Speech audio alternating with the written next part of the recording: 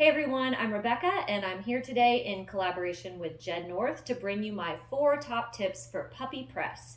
So I'm going to show you puppy press using an inversion chair and in pincha, but you can take these same tips and translate them also to headstand and handstand. So let's find out 4 top tips for puppy press. Tip number 1 is squat. You need to get very comfortable in a squat.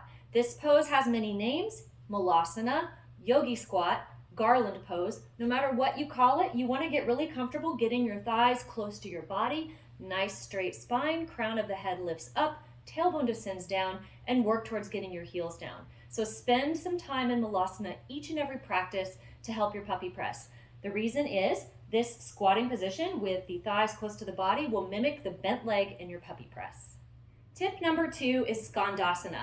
So Skandasana is one of my very favorite poses, and I work it every single day, and it just so happens that it very closely mimics the body shape of a puppy press. Skandasana is a low side lunge. One leg is in the squat position and the other leg is extended out straight. So you can use your hands to assist as you walk side to side. If you have a hard time getting your heel down, go ahead and leave the heel up at first, but work towards getting that heel down as you go side to side. Once you feel warm, you can start to move side to side without the use of your hands in front. This is a really great mobility stretch, and I'll show you how this shape can directly help your puppy press. So for this, we're going to use an inversion chair, and I'll show you how a Skandasana leg shape is so similar to a puppy press. So for puppy press, you're going to draw one leg into the body. This is your half squat. And the other leg slices out straight, just like your Skandasana. So again, for puppy press, one leg comes in close to the body like your squat, levering the other leg up straight. Then you come to straddle. You can work your negatives using an inversion chair. Work on your puppy press on both sides so you don't have one side that is more dominant than the other. You will thank me later for that. Tip number 3, wide leg forward fold. So after your puppy press, you are going to have to come to a straddle position. So the more work and mobility you can have in your straddle fold, the better. So I suggest isolating the stretch to one leg at a time. And then once you have stretched each leg individually, stretch both together.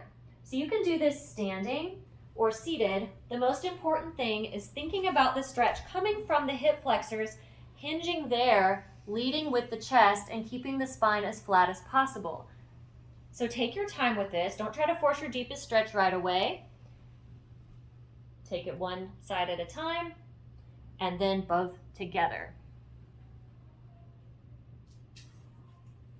So I'll show you how that translates to a puppy press in pincha. So we're going to come to our puppy press. One leg bends in, the other leg slices up. Then you come to your straddle position.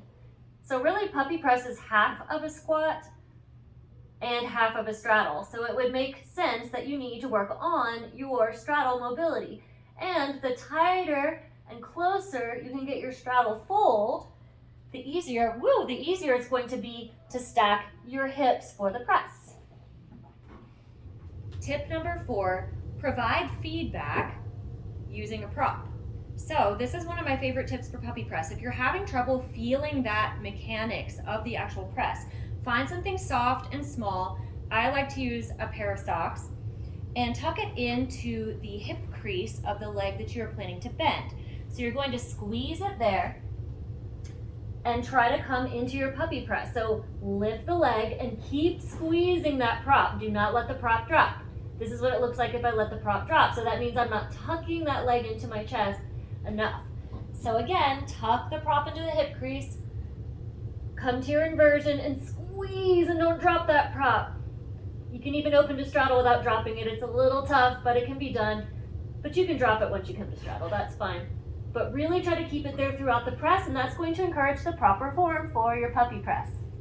So hopefully those 4 tips were helpful in your quest for the puppy press. Thanks to Jed for these awesome outfits, and thanks to you for watching. Let me know how I can help you with your press journey.